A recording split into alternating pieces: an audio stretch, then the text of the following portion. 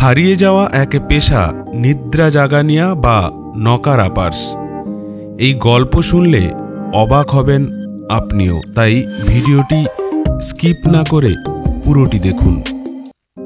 যখন অ্যালার্ম ঘড়ি আবিষ্কার হয়নি কিংবা সাধারণ মানুষের কেনার সাধ্য ছিল না, তখন সাধারণ খেটে খাওয়া অফিস কিংবা কলকারখানায় কাজ করা লোকেদের সময় মতো ঘুম ভাঙাতো কে?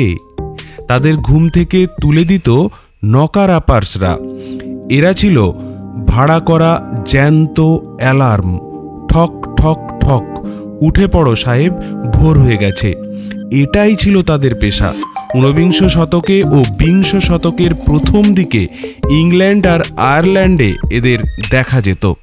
শিল্প বিপ্লবের পর যখন কলকারখানা তৈরি হলো, তখন মানুষেরও সকাল সকাল কাজে যাওয়ার প্রয়োজন পড়ল, ফলে ঘুম থেকে তাড়াতাড়ি উঠতে হতো। ইংল্যান্ডের ঠান্ডা আবহাওয়ায় সারাদিন হাড় ভাঙা খাটুনির পর খুব ভোরে কম্বলের তলায় সহজে ঘুম ভাঙার কথা নয়, কিংবা ভাঙতও না। ফলে কাজে যেতে দেরি হয়ে যেত, আর তার ফলে মাইনে কাটা যেত কিংবা অনেক ক্ষেত্রে চাকরিও চলে যেত। তখনই সৃষ্টি হলো নকার আপার্স পেশার। এদের বেশি দেখা যেত উত্তর ইংল্যান্ডে, শিল্পাঞ্চলে, যেখানে মানুষ কলকারখানায় শিফটে কাজ করত।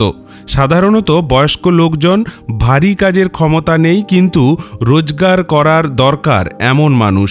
ভোর হলেই এরা লোকজনের ঘুম ভাঙাতে বেরিয়ে পড়ত। হাতে থাকত লগির মতো লম্বা লাঠি বা বাঁশির মতো একটা পাইপ বা নরম হাতুড়ি। তখন বেশিরভাগ লোক দোতলায় ঘুমোতো, তাই এরা সেই লম্বা লাঠি দিয়ে সাহেবদের শোবার ঘরের জানালায় ঠক ঠক করে 3 থেকে 4 বার আওয়াজ করত। সাহেবের ঘুম ভেঙেছে নিশ্চিত হলেই পরবর্তী বাড়ির দিকে এগোতো।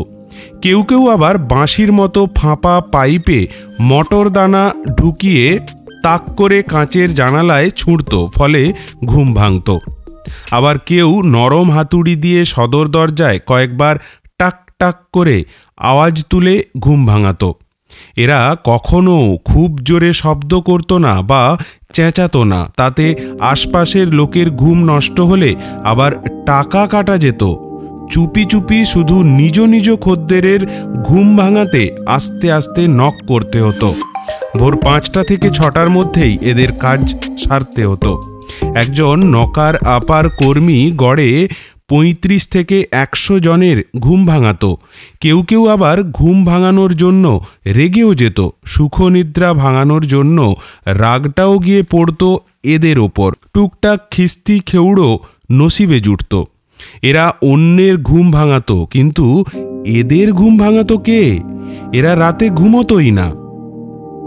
সারা রাত জেগে ভোরে খদ্দেরদের জাগিয়ে তারপর নিজে শুতে যেত। দিনভর ঘুমিয়ে বিকেলে আড়মোড়া ভাঙত।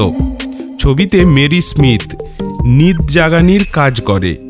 1870 সালে সপ্তাহে জনপ্রতি 6 পেনি করে তার আয় ছিল। সে সময় অনেক পুলিশ সদস্যও অতিরিক্ত রোজগারের জন্য এই কাজ করত। যেসব পুলিশের রাত্রিকালীন ডিউটি থাকতো, তারা খুব ভোরে লোকেদের জাগিয়ে দিয়ে বাড়তি কিছু রোজগার করত। আধুনিক যুগে বাজারে সস্তা অ্যালার্ম ঘড়ি এলে এদের প্রয়োজনীয়তা ফুরিয়ে যায়। সর্বশেষ 1970 দশকেও ইংল্যান্ডে কয়েক জায়গায় এদের কাজ করতে দেখা গেছে।